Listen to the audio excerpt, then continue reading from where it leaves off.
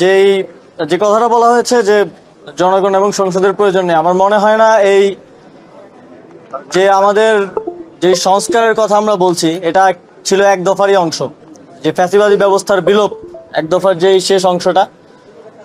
আমরা তো শেখ হাসিনা সরকারের পতন হয়েছে অভ্যুত্থানের মধ্য দিয়ে, কিন্তু অভ্যুত্থানের এক দফার যেই মূল অংশ ফ্যাসিবাদী ব্যবস্থার বিলোপ, সেই ব্যবস্থার বিলোপের জন্য যেই সংস্কারগুলো অত্যাবশ্যকীয় সেগুলো করার উদ্যোগ নেওয়া হয়েছে এবং এটা জনগণের ম্যান্ডেটের ভিত্তিতেই হয়েছে। জনগণ তো নির্বাচনের জন্য কিংবা ক্ষমতার পালাবদলের জন্য অভ্যুত্থানে আসেনি, যদি আসতো সেটা 7ই জানুয়ারির নির্বাচনের আগেই আসতো বলে আমি মনে করি। তো এই অভ্যুত্থান হয়েছে স্পষ্টভাবে এই ফ্যাসিবাদী ব্যবস্থার বিলোপের মধ্য দিয়ে জন্য। আমরা যদি যেই ব্যবস্থাটা বিদ্যমান আছে এটার সংস্কার না করে দিয়ে যেতে পারি, আমরা মনে করি যে সরকারি ক্ষমতায় আসুক, যে কোনো রাজনৈতিক সরকার এই অটোক্রেটিক একটা সিস্টেমের মধ্যে সে নিজেও অটোক্রেটিক হয়ে উঠতে বাধ্য হবে। তো সে কারণে আমরা মনে করি এই সংস্কারটা অত্যাবশ্যকীয় এবং দেশের জনগণ যেভাবে দেশকে গড়তে চাইবে, দেশ পুনর্গঠনের সংস্কারের যেই প্রস্তাবনা মানুষের মধ্য থেকে উঠে আসবে সেটার বাস্তবায়ন করাটাই আমাদের দায়িত্ব হবে। এবং রাজনৈতিক দলের ব্যাপারে যেই রিউমার বা কথাবার্তা শোনা যাচ্ছে বা অনেকেই শুনতে চাচ্ছে আমাদের থেকেও, এটা আমরা এর আগেও স্পষ্টভাবে বলেছি, এখনই রাজনৈতিক দল খোলার কোনো অভিপ্রায় আমাদের নেই এবং এই অন্তর্বর্তীকালীন সরকারে যারা আছেন কারোই ক্ষমতার অভিলাষ নেই। আপনারা জানেন সবারই যার যার পেশাগত জীবন আছে এবং সবাই সেখানে ফিরে যেতে চায়, কিন্তু দেশের মানুষ একটি অভ্যুত্থানের মধ্য দিয়ে যে দায়িত্বটাই অন্তর্বর্তীকালীন সরকারকে দিয়েছে সেটি যথাযথভাবে পালন করে মানুষের সেই আশা আকাঙ্ক্ষার প্রতিফলন ঘটিয়ে একটি নির্বাচনের মাধ্যমে একটি গণতান্ত্রিক সরকারের হাতে ক্ষমতা হস্তান্তর করাই আমাদের লক্ষ্য। অস্থিরতা চলছে, সেই অস্থিরতা প্রশমনের জন্য এতদিনের কোনো কার্যকরী পদক্ষেপ আপনারা নিতে? আমি জানি না আপনার কাছে আপডেট আছে কিনা। গত শনিবার আমরা বিজেএমইতে 3 জন উপদেষ্টা সহ আমাদের পুরো টিম সহ একটা আলোচনায় ছিলাম এবং রবিবার থেকে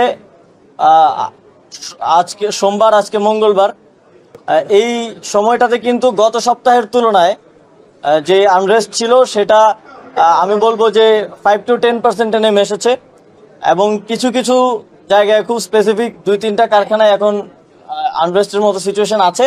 সেটাও আমরা মনে করি দ্রুতই প্রশমন হবে এবং আমরা যে কমিটি করে দিয়েছি, যেই পর্যবেক্ষণ সেল করা হয়েছে, সেখানে শ্রমিকরা অভিযোগ জানাচ্ছেন এবং তারা আস্থা রেখেছেন, সেজন্য তাদেরকে ধন্যবাদ জানাই। সেল এই অভিযোগগুলোর ব্যাপারে খুব দ্রুত পদক্ষেপ নেবে এবং আপনারা দেখেছেন যে আমাদের সেই কমিটি তারা কিন্তু বিভিন্ন জায়গায় আশুলিয়ায় শ্রমিক আনরেস্টের জায়গাগুলোতে ভিজিট করছেন এবং সমস্যাগুলোকে সরেজমিনে অ্যাড্রেস করার চেষ্টা করে যাচ্ছে। আপনারা সমন্বয়কদের একটি দল সারা দেশে যারা আহত তাদের সাথে কথা বলতে যাচ্ছেন, জেলায় জেলায় যাচ্ছেন, গতকালও রাজশাহী এসেছিলেন, কিন্তু দেখা যাচ্ছে বাইরে একটা দল বা একটা অংশ তাদের বিপক্ষে ভুয়ো এবং নানা ধরনের বক্তব্য করছেন। ফলে আমরা কি মনে করতে পারি যে সমন্বয়কদের মধ্যে বিভাজন তৈরি হয়েছে, নাকি এরা আসলে কারা? আরেকটি বিষয়, ওনার সাথে যে আগামী নির্বাচনে যে রাজনৈতিক দলগুলো রয়েছে সেই রাজনৈতিক দলগুলোর সাথে আপনারা বসবেন কিনা এবং আপনাদের পরিকল্পনা? বসার একটা কথা ছিল সেপ্টেম্বরে। রাজনৈতিক দলগুলোর সাথে ইতিমধ্যে বসা হচ্ছে। আমাদের যিনি প্রধান উপদেষ্টার বিশেষ সহকারী মাহফুজুল আলম আছেন, তিনি পলিটিক্স, ইউথ অ্যান্ড পলিসি বিষয়ক অ্যাডভাইজার মাননীয় প্রধান উপদেষ্টার, তিনি এবং আদিলুর রহমান খান আমাদের মাননীয় উপদেষ্টা, এই দুজনের নেতৃত্বে আমাদের একটা টিম করা হয়েছে। ওনারা রাজনৈতিক দলগুলোর সাথে রেগুলার বেসিসে বসছেন এবং অফিসিয়াল বসার বাইরেও আনঅফিসিয়ালি যোগাযোগ রাখছেন, যাতে আমাদের মধ্যে কোনো প্রকার ভুল বোঝাবুঝি সৃষ্টি না হয়।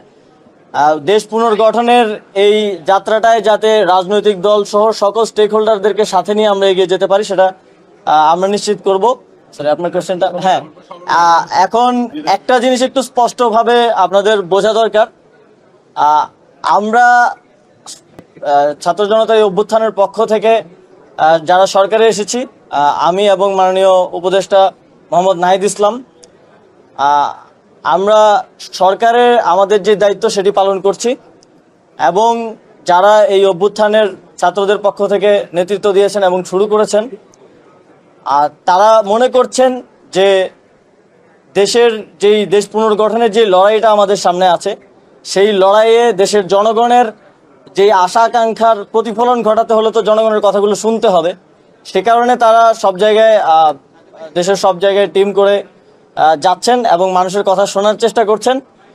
সেখানে কিছু পরিস্থিতির কথা আমি ইতিমধ্যে জানতে পেরেছি এবং আপনারা জানেন যে বাংলাদেশে এটা একটা পুরনো কালচার যে আসলে যে কোনো ভালো উদ্যোগকে বিতর্কিত করার জন্য কিছু মানুষ তো থাকেই, সব জায়গাতেই থাকে।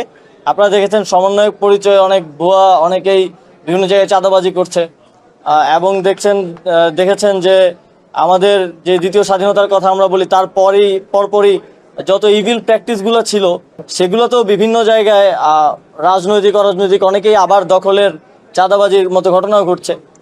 তা আমরা মনে করছি এগুলোর অবসান ঘটবে, আমাদের মধ্যে যে জাতীয় ঐক্য তৈরি হয়েছিল সেটি থাকবে এবং তার মধ্য দিয়ে আমরা বাংলাদেশ, যে নতুন বাংলাদেশের কথা আমরা বলছি, সেটির বাস্তবায়ন ঘটাতে পারবো।